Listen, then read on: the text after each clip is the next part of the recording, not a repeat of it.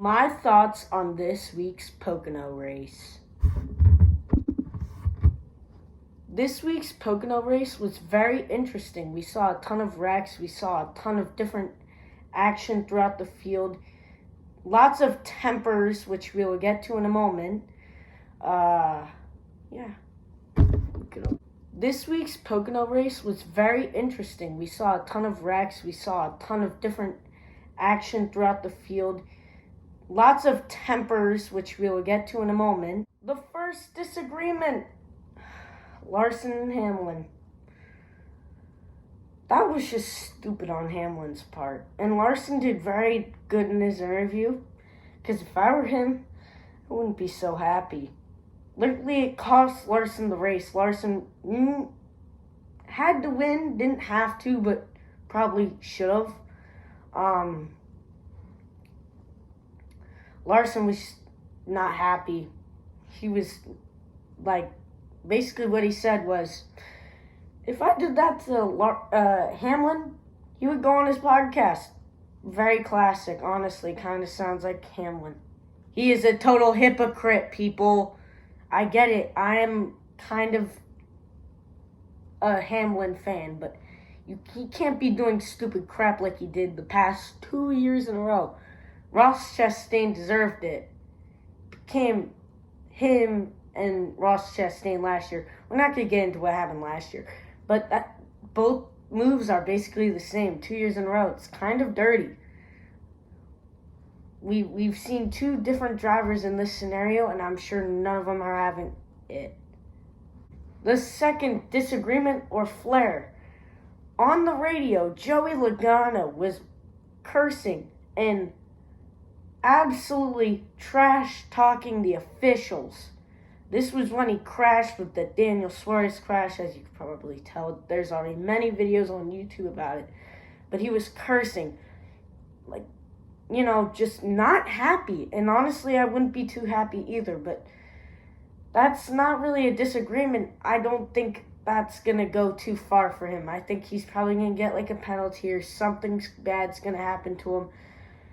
I'm sure in the moment he was like, why the heck is this happening? I won the stage and now I'm basically almost out of the entire race. I'm sure he's not happy. Personally, I was kind of happy because I didn't want to see a Logano show, but we'll give him that. The third disagreement, the final one, Ryan Preece and Corey LaJoie, I think. So I think what happened was on the second to final lap, when they had that whole thing on the caution on final lap thing, that really ticked me off. I'll give more on that later. I believe Corey LaJoie spun the 41.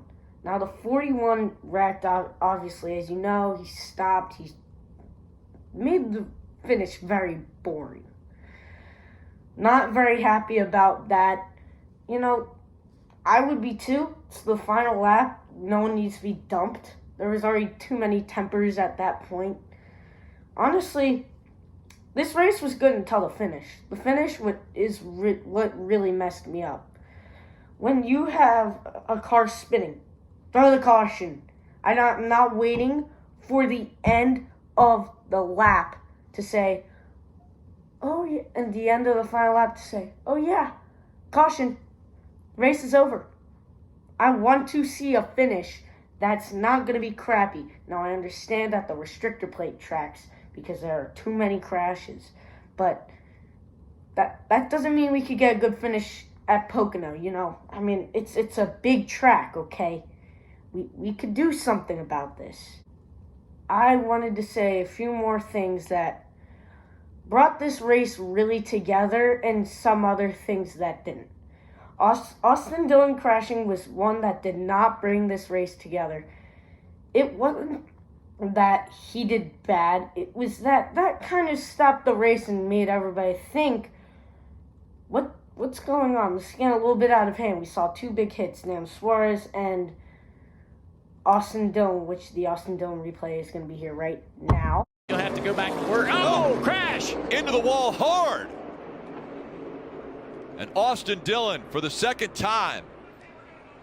Around in turn one, this time a hard contact. I also think If the finish was under green, this race would be a 10 out of 10 without a doubt. Pocono has shown over the past 2 years, yes, it can be crazy, wild. That's the best part. We want different uprunners. Ty Gibbs with the top 5. One of his first, I think his first of the season. That's great. You know, he only made his first start a year ago.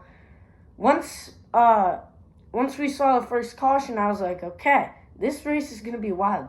The first caution was on lap 4. I mean, we've seen the Xfinity Series. They can't even make it a full lap, like, past 3 years in a row. This year, that was different, but not much. The past few years have been pretty bad. I just wanted to say this weekend was really, really good, action-packed racing. You know, we had different winners. No manufacturer was too dominant. I thought the racing was just overall, like, really, really exciting. At the times where the long runs and the short runs were just the strategy, everything just came into play, and that's what made these races so much fun to watch. I watched every race from Kyle Busch's win at the Truck Series, the Xfinity Series, which that was also kind of a boring finish. I also saw almost all of the Cup race, and then I also saw the ARC race. It was all just a pretty good weekend for all the races.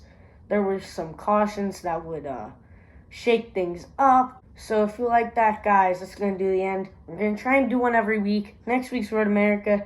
See you next time. Peace.